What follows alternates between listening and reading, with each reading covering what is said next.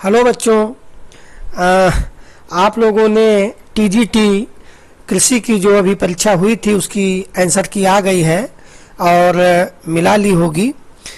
कई ऐसे प्रश्न आपके होंगे जो आप समझते होंगे सही हैं और लेकिन आयोग की कुंजी में वो गलत बताए गए हैं या उसका आंसर कुछ और है। यहाँ मैं 47 क्वेश्चन के बारे में चर्चा करना चाहूँगा।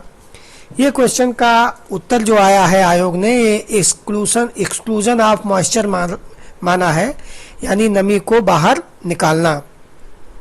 और पूछा है कि निम्नलिखित में से कौन से फलों एवं सब्जियों को संरक्षित करने की स्थायी विधि है। तो वास्तव में ये क्वेश्चन ही गलत है। आप यदि इसको अपना क्लेम देंगे तो ये सही हो जाएगा। जिन्होंने इसमें बी आंसर मारा होगा वो सही होगा। ये वास्तव में कोई विधि नहीं है, ये प्रिंसिपल है। जो फ्रूट एंड वेजिटेबल प्रिजर्वेशन में प्रिंसिपल्स एंड मेथड्स होते हैं। एक्सक्लूजन जो है ये कोई मेथड नहीं है, ये एक सिद्धांत है, प्रिंसिपल है, जिसके अंतर्गत ड्राइंग आता है, डिहाइड्रेशन आता है, फ्रीज ड्राइंग आता है, ये सब मेथड हैं, लेकिन ये स्वयं में सिद्धांत है। तो ये ऑप्शन ही गलत है, ये एक प्रिंसिपल है। और कैनिंग जो है परमानेंट मेथड है प्रिजर्वेशन का। जिन बच्चों ने अगर कैनिंग लगाया है और उम्मीद करते हैं, चूंकि अब इसमें इंटरव्यू नहीं होना है और नौकरी का सवाल है, तो आईसीआर की कोई भी किताब उठा लें फ्रूट प्रिजर्वेशन की, उसमें दिया है, उसकी फोटोकॉपी कराकर पेज संख्या सहित इसको लिख के अगर आप देंगे तो ये या तो प्रश्न कैंसिल होगा या इसको बी आंसर मानना पड़ेगा आयोग को, इसमें कोई संदेह नहीं है। तो जो बच्चे देना चाहें ये दे सकते हैं। ये ऑप्शन आयोग ने गलत किया है। अगर यहाँ ड्राइंग लिखा होता डी ऑप्शन में सुखाना, तब तो सही हो जाता। एक्सक्लूजन जो है या निर्जलीकरण लिखा होता या फ्रीज ड्राइंग लिखा होता तब तो सही होता। ये सिद्धांत है, सिद्धांत बहुत से होते हैं, उसमें ये भी एक सिद्धांत है। और आप जब अपना क्लेम करेंगे तो ये मानना पड़ेगा आयोग को। अगला है 62। एक क्वेश्चन है निम्न में से कौन डिब्बा बंद फल उत्पादों के विवरण के लिए उत्तरदायी है। डिस्कलरेशन किस कारण हो जाता है कैनिंग के जो फल होते हैं। तो वास्तव में ये जब कैनिंग की जाती है तो एंजाइम को निष्क्रिय किया जाता है, और अगर सही कैनिंग है तो एंजाइम उसमें निष्क्रिय होते हैं, तो ये ब्राउनिंग बहुत कम होती है। अगर होती है तो ये डिब्बा बंद फलों की खराबी मानी जाती है। इसी तरीके से बी ऑप्शन भी इसमें सही है।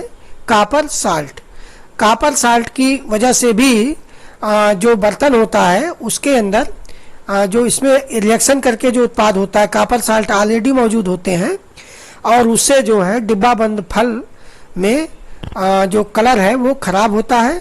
यानी तो यहाँ पे बी भी आंसर सही है, ए भी सही है। तो ये आंसर या तो इसको कैंसिल यदि आप चाहें तो इसको दे करके आप इस उत्तर को कैंसिल करा सकते हैं।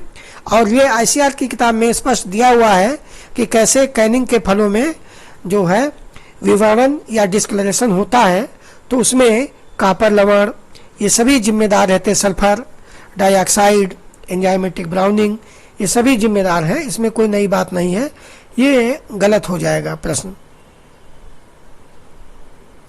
ये है 87 क्वेश्चन है मौसम विज्ञान। भारतीय मौसम विज्ञान विभाग का मुख्यालय कहाँ है, तो आप सभी जानते होंगे। आयोग ने पुणे माना है लेकिन नई दिल्ली है, इसको आप लगा कर दें तो आपका उत्तर सही होगा। अगला है बीज अधिनियम किस वर्ष में पारित हुआ। तो आयोग ने 60 माना है, लेकिन वास्तव में सी ऑप्शन सही है। इसको भी आप प्रमाण के तौर से सी टेक्नोलॉजी किताब से जो आईसीआर की है उससे पेज सहित दे करके आप इसको अपने पक्ष में क्वेश्चन कर सकते हैं और आयोग को संशोधन करना चाहिए। एक ये है भारतीय कृषि अनुसंधान परिषद कि राष्ट्रीय कृषि शोध परियोजना के अंतर्गत भारत को कितने कृषि जलवायु क्षेत्रों में बांटा गया है। वैसे शुरू में 126 थे, फिर 2 और फिर 2, 3 + 2 यानी इस समय 26 और 5 यानी हो जाएगा 131। इस समय 131 है। तो 29 का ऑप्शन ये सही नहीं है, आयोग ने माना है। जो या तो जो शुरू में प्रारंभ में 126 थे अगर उसको मान ले, या फिर इसमें डी ऑप्शन होगा, इनमें से कोई नहीं। तो आप इसको देख लें, ये किताब में भी है और जो भारत सरकार का नीति आयोग का दस्तावेज है उसमें भी इसका जिक्र है। आप उसको डाउनलोड कर लें और 102 वाला आंसर भी आप क्लेम के लिए दे सकते हैं। तो इस तरीके से बच्चों यही क्वेश्चन थे जिसमें कि आयोग में आप अपनी अर्जी दे सकते हैं संशोधन के लिए। और निश्चित रूप से यदि आपने प्रमाणिक तौर पे पेज संख्या सहित और ऑथेंटिक ICR बुक से या कोई भारत सरकार की साइट से उसको देंगे तो आयोग निश्चित मानेगा। तो बाकी सभी क्वेश्चन लगभग में सही हैं। तो हम इतने ही क्वेश्चन के बारे में जिक्र करना चाहते थे। जिन लोगों ने अच्छा किया है उनको बहुत बहुत बधाई। मैंने शुरू में कहा था कि मेरिट बहुत हाई जाएगी, तो जो लोग सेलेक्ट होंगे उनके लिए बधाई। जो नहीं हो पाएंगे वो अपना सतत प्रयास करते रहें, सफलता अवश्य मिलेगी। धन्यवाद।